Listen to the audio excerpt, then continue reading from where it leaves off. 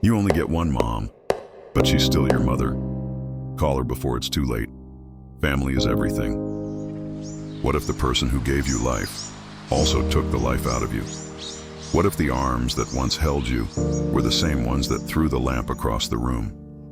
What if the smile in your baby photos belonged to someone who learned how to fake survival young? Why is it that the adult child who says no more becomes the villain in everyone's story, while the parent who screamed, who humiliated, who struck fear deep into the bones of a child gets a pass? They did their best. They were young. They had a rough childhood too. But what about yours? When a parent wounds their child, we call it discipline. When a child protects themselves, we call it betrayal. We frame the one who walks away as cold, selfish, unforgiving. We romanticize the ones who cause the damage because they're aging now, because they have regrets, or at least they say they do. So I'll ask you the question no one dares to say out loud. Why do we treat abused children like villains and their abusive parents like victims of time?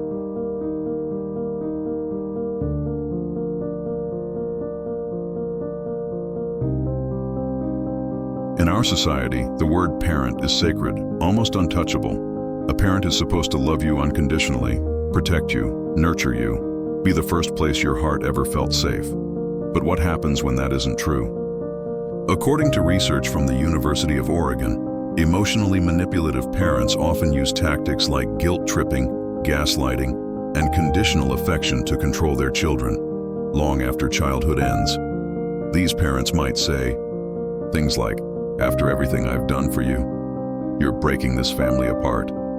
I guess I'm just the worst mother ever." These aren't just words, they're weapons, designed to confuse guilt with love. And when adult, children try to set boundaries. When they say enough, the world doesn't see courage, it sees cruelty. You'll hear the same phrases over and over. But she's your mother. He wasn't perfect, but he provided. Don't air out family business. You only get one set of parents. But here's what you won't hear. You deserved better. So many of us are forced to choose between our mental health and our family loyalty. And then we're punished for choosing ourselves. We are told to honor our parents. But what if that honor costs your peace? What if it costs your identity? What if the cost is you? Have you ever stayed in a relationship with a parent, a partner, or anyone out of guilt, not love? Tell me in the comments. Someone else might need to know they're not the only one. Today, we tell the story of the ones who walked away, the brave, the broken, the blamed. We tell the story that society buries beneath, but they meant well, because healing starts with telling the truth, even when that truth shatters the image of someone we were told to call mom or dad. She knew to keep her voice down. She knew not to cry in front of mom, but no one knew. She practiced smiling in the mirror. On paper, Emma's family looked ideal. Middle class, church every Sunday, family photos with matching sweaters. But behind the doors that never slammed, there was a different kind of violence. Why do you always... They didn't call it beating. They called it discipline. God corrects those he loves, her mother would say, with a belt in one hand and a Bible in the other. The bruises faded. The silence didn't. There were no, "I'm proud of yous." No, "Tell me how you feel." There was only performance, perfection or punishment. Emma is 9 years old. "Mom, I got an A in science." Why not an A+? Praise was reserved, but not for her. Lucas was the golden child. He could lie, cheat, even hit her, and still be just a boy. But Emma breathed wrong, and it was disrespect. "Emma, why weren't you watching your brother?" Blame was the currency of her childhood, and she was always bankrupt. Eventually, she got good at pretending. She wore fake laughter like perfume, heavy, floral, choking. Emma is now 15. "I'm fine, just tired. Everything's good at home." "Yeah, my mom's super strict, but she means well." The better she lied to others, the more she lied to herself. Years passed, but her scars learned to walk beside her. When did you first learn to distrust your feelings? When I learned that being hurt made me selfish. Guilt wasn't taught, it was installed, like malware deep in her soul. If she cried, she was dramatic. If she fought back, she was out of control. If she asked why, she was the problem. She wasn't born broken, but every time she asked for love, they handed her silence. I used to wonder if maybe I was born broken, if it was my fault she didn't love me right. But it wasn't just her. It was a world that called disowning your pain maturity. That taught us to package trauma in ribbon and call it forgiveness. Family is everything. You only get one mom. You'll regret it when she's gone. They never said, you'll regret what she did to you. That part never made the Hallmark card. Forgiveness is a gift you give yourself. She threw a plate at my head when I was 12. I still duck when someone yells. That's her trauma. Can you see the little girl inside your mom? I was the little girl. Where was my grace? My therapist told me to write a letter forgiving my mother. I asked if she'd ever write one apologizing. He laughed. You didn't call your mom on her birthday? Savage. I get she was tough, but maybe she's changed. People mellow with age. They had never seen her mother call her an ungrateful parasite or rip up her college acceptance letter in a rage. They only saw her absence and projected cruelty onto it. I wasn't trying to punish her. I was trying not to bleed all over my life anymore. I stopped talking to my dad. A friend said, he raised you, didn't he? Yeah, with a fist. From Anonymous, honor thy father and mother, for this is right in the eyes of the Lord. I had to forgive my dad. God says we can't carry bitterness. What if the bitterness is the only thing keeping me safe? Forgiveness wasn't about healing. It was a leash, one that demanded she reach across the barbed wire with a smile. My pastor said forgiveness would make me feel free, but I didn't feel free. I felt like a hostage expected to hug my captor. From a survivor in recovery ministry, my mom had her demons. I had to accept she did her best. Sometimes their best was still abuse, but say that out loud, and you're the villain. The world told her to move on. But where do you go when the house you were raised in taught you that love feels like fear? Every time I speak about my mother, people flinch, like my truth makes them uncomfortable. I learned to edit myself. You don't talk back to your parents. It doesn't matter what they did. They're your blood. In collectivist cultures, blood is thicker than boundaries.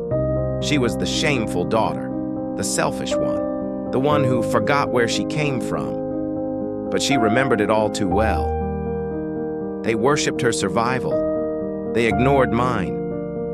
I told my aunt I cut off my mom. She said, "Don't ever come to my funeral then." I was 17. She gave me life, but I gave myself permission to live it. She hovers, then deletes it. She didn't do it to hurt anyone. She did it to stop hurting herself. Emma didn't walk away to punish anyone. She walked away to save herself. Sometimes love must begin where loyalty ends. The holidays used to mean noise. Now they meant questions. Are you seeing your family this year? Oh, come on, just call your mom. Every post felt like a slap. Every wreath another guilt trap. My cousin tagged me in a throwback Christmas photo. I hadn't spoken to them in 3 years. The caption read, "We miss the whole family." I felt like a ghost crashing my own past. They say loneliness comes from disconnection, but Emma's loneliness came from survival. She asks about you all the time. I don't know how much longer she'll be here, Emma. She cries over you. She used to scream at me for existing. Brother, she's your mother. Siblings don't always live the same childhood. Some survive it, others inherit denial. My brother got the mom who packed lunch. I got the one who locked me in my room when she was mad. My sister told me, "We all went through stuff, Get over it. She still gets birthday money. I got a panic disorder. In media, toxic mothers always learn. They apologize, cry, redeem themselves in 2 acts. She never says sorry. She just says, I'm too sensitive. I watched that movie where the mom redeems herself. I sobbed, not because it felt healing, but because I knew my story would never end that way. Emma didn't want a movie ending. She just wanted her pain to be real to someone. When my dad hit me, I forgave him. You can't heal without forgiveness. But what if he never asked for it? Forgiveness isn't about them. It's about you. Bitterness rots the soul. They didn't understand. I didn't want to hold a grudge. I wanted to hold myself together. I was told that honoring your parents means enduring, no matter what. I asked, even if it kills you? They said yes, especially then. Emma wasn't bitter. She was terrified of what she might become if she let her abuser back in. I don't know what I did so wrong. You'll regret this when I'm gone. It was always about her feelings, her pain. Emma's silence became the ultimate betrayal. They act like death is the scariest thing, but I died 1,000 times while she lived. I told my aunt I didn't want to visit my dad on his deathbed. She said, "So you're fine being cursed?" Time wasn't healing anything. It was just giving more people a chance to tell Emma how wrong she was for surviving. I think I keep waiting for her to change, but maybe I just want her to admit it, to say, yes, I hurt you. What if she never does? Closure isn't always a conversation. Sometimes it's never hearing from them again. I forgive myself for needing distance, for saying no, for staying gone. She thought she had to go back to her roots to feel whole. But maybe she just needed soil that wasn't soaked in fear. This is what love feels like now. Soft, slow, not owed, just offered. Some people reconnect with family during the holidays. Others reconnect with themselves. Emma chose peace over performance, and that was enough. What's the worst guilt trip someone gave you for cutting off a toxic parent? Tell your story in the comments. You're not alone. What if your abuser never changes? What if they get worse and still expect a hug? Society tells you they're softer now. That time must have turned the monster into memory. But what if age only hides the blade behind shaking hands? You were always so moody. Your poor mother had her hands full. She locked me in the basement. Oh, honey, it was just time out. You always had such a flair for drama. Over time, abusers don't just erase the past, they rewrite it. And if you object, you're the unreliable narrator of your own life. I told my father I remembered him screaming at me every night. He said, "You always were a sensitive kid. I was just trying to teach you." Emma in therapy saying, "I think I imagined some of it." The therapist pauses. Or did they just convince you you did? When the story changes every year, it's easy to start doubting your own scars. A father dying in a hospital bed. I did my best. The daughter sobbing into his hand. I love you, Dad.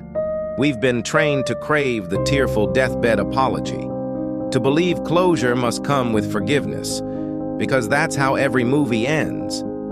They always say sorry at the end. My mom never said sorry for anything.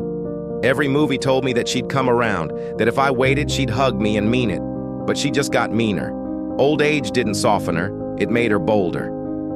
Not every story ends with forgiveness. Some end in silence, some never end at all. Emma had spent a decade in therapy, learning how not to dissociate during conflict. Her mother had spent a decade aging and being called a sweet old lady. Why does the burden to change always fall on the child? I went to therapy. I read books. I learned to reparent myself. My mom just got older, and suddenly I was cruel for having boundaries. Your mom's in a wheelchair now? Emma, maybe she's changed. You should visit. She's still the woman who told me I ruined her life when I was 10. It's not that they forget what happened. It's that they don't want to sit in the discomfort of believing you. Old age becomes the great moral equalizer. No matter what was done, the elder now wears the crown of innocence. They made me believe I was evil for staying away, that love means pain, that boundaries mean rebellion. My pastor told me forgiveness would set me free, but when I tried to confront my father, he laughed. He said, "You still stuck on that?" Emma believed in grace, but grace is not a surrender of self. She would not lay her healing on the altar of someone else's comfort. Some people call this cruelty. Emma calls it clarity. She had waited 30 years for a version of her mother that never arrived, and now they were asking her to pretend again. My mom said, "I gave you life," and I said, "And then you made me wish I didn't have it." She said she loved me, but her love came with conditions, with bruises, with silence. Redemption isn't owed to the old just because they aged. Some people become grandparents. Others become ghosts that haunt the living. Emma didn't walk away to punish anyone. She walked away to save herself, to end the cycle. And that was enough. Have you ever been told to forgive someone just because they're aging or dying? What did you decide, and how did it feel? Share your story in the comments. You deserve to be heard, without judgment, without correction, just truth. I waited for a sign, a last straw, a final blow to justify it, but all I had was exhaustion. I wasn't angry anymore, just empty.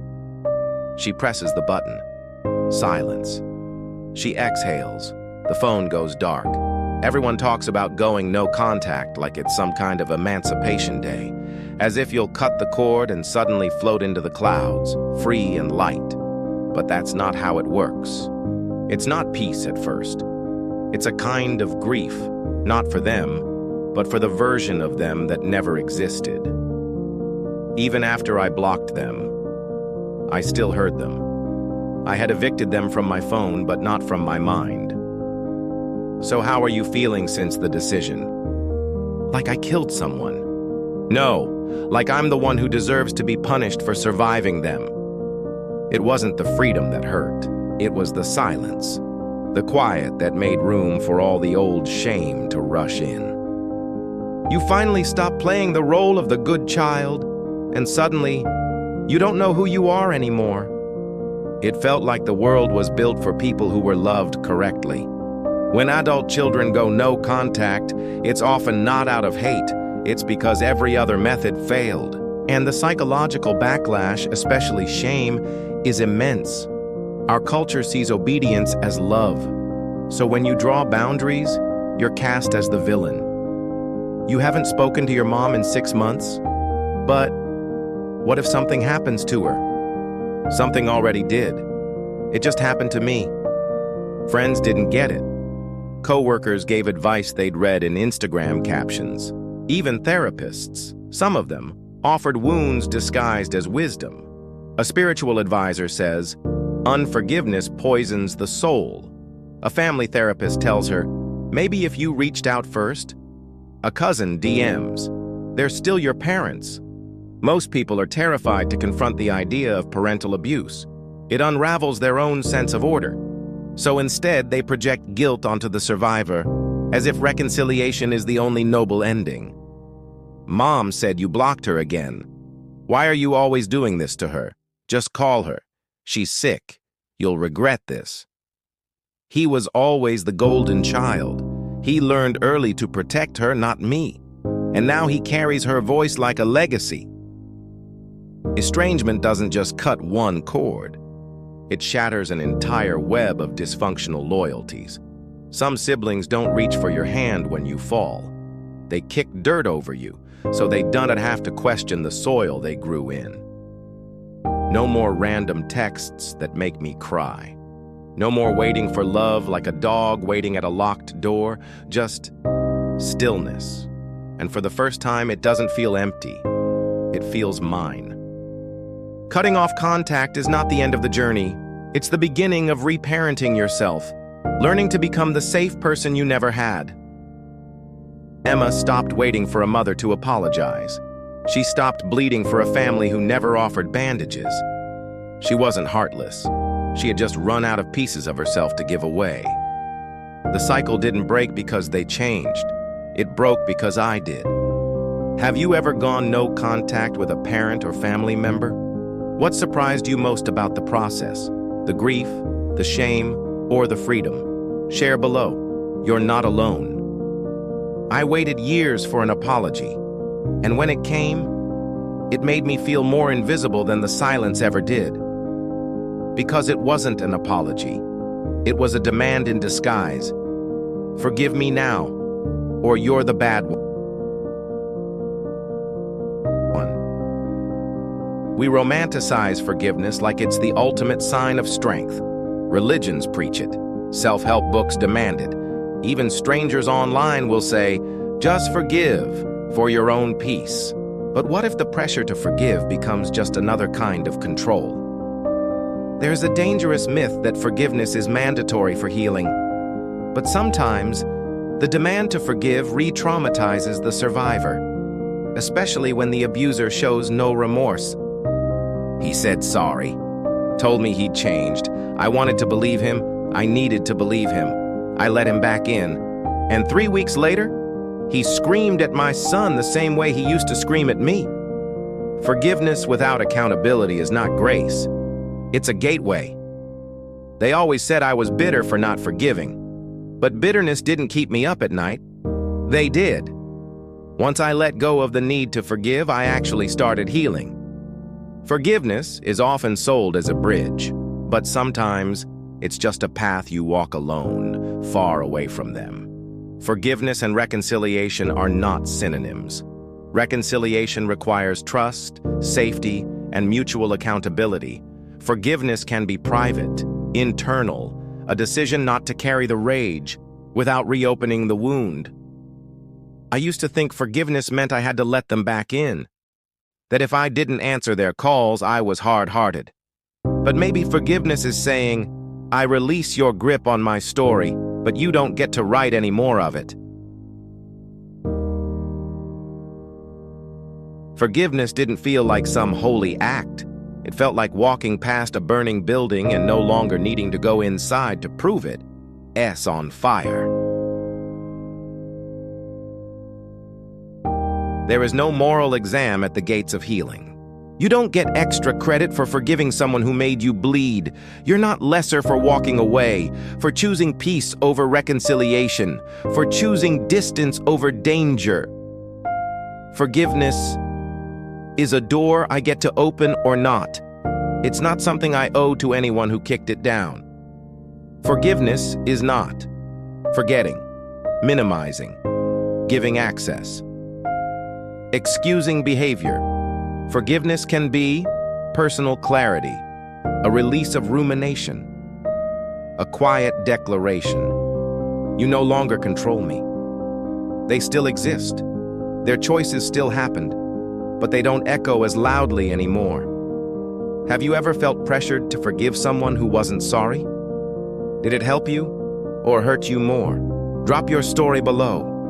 Your voice matters here. They were told to forgive, to stop overreacting, to honor thy parents. But behind closed doors, they carried bruises that didn't show, wounds no one believed. This is their chorus. These are their truths. Real people, real cuts. I told my tia I wasn't speaking to my mother anymore. She clutched her rosary and said, "Mija, you'll burn in hell if you die with hate in your heart." But I don't hate her. I just finally love myself more. When I went no contact with my father, my uncle called me weak, said I was soft for being emotional. But if you grew up flinching when a belt came off, you know the real strength is choosing not to pass it down. In our culture, you're not even allowed to question your parents, let alone cut them off. I heard family is everything so much I thought it meant I was nothing. But breaking contact didn't make me less Indian. It made me a safer Indian. He was the golden child. I was the target. When I told him what Dad did, he said, "I never saw that side of him." And maybe he didn't. But choosing not to see is a betrayal too. They said I was shaming the family by speaking up, that I was disobedient, ungrateful. But I was dying inside. Islam teaches mercy. I just never knew I'd have to show it to myself. They made me sit across from him at every holiday dinner, the uncle who touched me. Let the past be the past, they said. But it wasn't the past to me. It was my living, breathing nightmare. I walked out.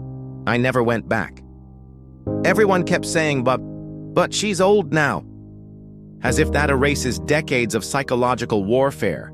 Aging is not redemption. I visit her, but I don't speak. Sometimes silence is the only boundary they'll respect. I forgave him because my pastor said I had to, said that's what Jesus would do. But every time I saw my abuser at church, I threw up. Forgiveness became the new cage. I finally set myself free from both of them. My parents kicked me out for being gay. My chosen family saved my life. Strangers on the internet gave me more love than the people who made me. Found family is real, and sometimes it's better. When my mother died, people expected me to fall apart. I didn't. I walked outside and felt nothing. And then I smiled. It was the first time I didn't feel guilt in my chest. We are the daughters who said no more, the sons who chose peace over loyalty, the siblings who got scapegoated and still rose, the ones who walked away not out of hate, but out of hope. We were told we were alone, but we are a movement. We are many. We are the cycle breakers. Which story felt like yours? If you've ever been told you were wrong for walking away, this is your space. Drop your truth in the comments. We believe you. Not every story ends in reconciliation. Not every scar needs to be forgiven to fade. Some of us carry truths no one wants to hear. Some of us had to become our own rescue. For a long time, I thought if I just got it right, the words, the tone, the timing, they'd finally hear me. That if I forgave loud enough, they'd stop hurting me. But all I did was shrink. Forgiveness didn't heal them. It hollowed me. So I stopped waiting. For the apology that never came. For the family that never protected me. For the love that always had strings attached. Walking away wasn't the betrayal. Staying would have been. If you left, you are not wrong. If you stopped picking up the phone, you are not cruel. If you drew a line and meant it, you are not heartless. You are reclaiming your voice. You are becoming the parent you needed. You are, quietly and bravely, breaking the cycle. You're not selfish for walking away. You're not cruel for choosing peace. You're not broken. You're healing. Healing is not linear. Some days you'll grieve what never was. Some days you'll rage over what should have been. And some days, you'll laugh in ways you never thought possible. You'll find love in the voice of a friend who listens without fixing. Safety in a home you made, not one you were born into. And joy in the ordinary, peaceful kind. The kind no one can take away this time. This space was made for you. The silent ones, the cycle breakers, the ones who were told they were too much or not enough. You're not alone. We see you. We believe you. We are you. Let this story reach the ones still whispering theirs. Share it with someone who's been gaslit into silence, who doesn't know they're allowed to walk away. Because sometimes what heals us is knowing we were never the only one.